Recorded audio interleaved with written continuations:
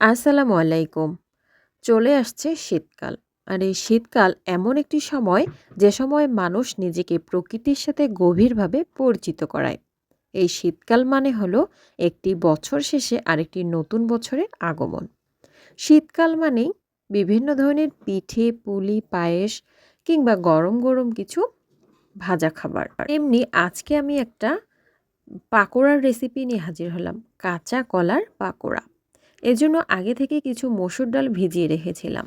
এখন সেই মসুর ডালগুলো ভালোভাবে আমি বেটে নেব।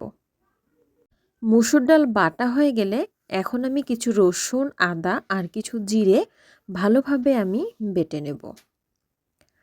যাই বলেন, এই শীতকালে কিন্তু গরম গরম পাকোড়া খেতে সবারই পছন্দ হয়। আবার তাও যদি হয় মাটির চুলায় তৈরি।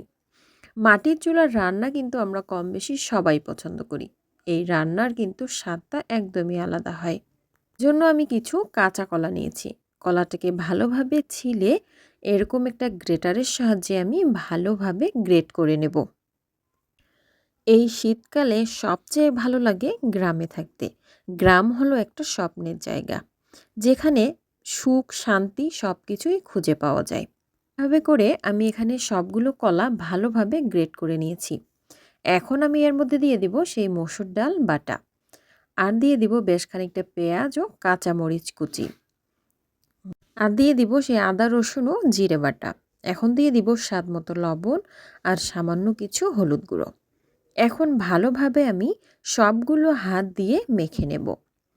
এটি মাখা হয়ে গেলে এখন এর মধ্যে আমি অ্যাড করে দেব 3 চামচের মতো শুকনো চালের গুঁড়ো।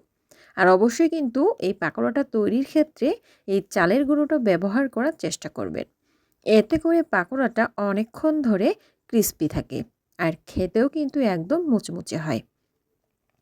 এখন চুলায় বসিয়ে দিব কড়াই। এর মধ্যে পরিমাণ মতো তেল দিয়ে দিব। তেলটাকে ভালো করে গরম করে এর মধ্যে এখন একে একে আমি গোল গোল করে পাকোড়ার শেপ তৈরি করে সেই তেলের মধ্যে দিয়ে দিব। এভাবে করে সবগুলো পাকোড়া আমি তেলের মধ্যে দিয়ে দিব।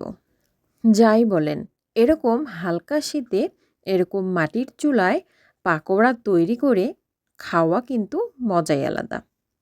এভাবে পাকোড়াটা আপনারাও তৈরি করতে পারেন। বিকেলের নাস্তায় কিংবা সন্ধ্যাবেলা চায়ের সাথে এই পাকোড়ার কোনো জুড়ি নাই। একদম সহজভাবে আর খেতেও হয় অত্যন্ত মজাদার।